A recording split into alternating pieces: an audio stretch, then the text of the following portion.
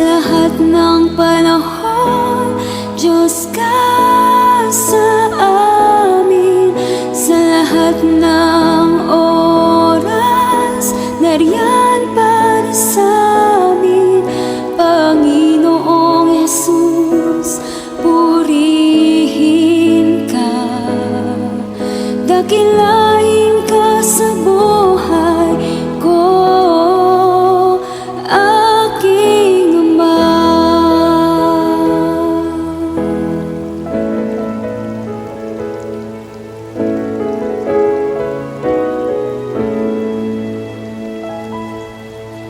O Diyos,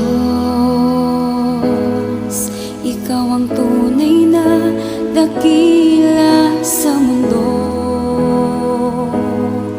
Ikaw ang hari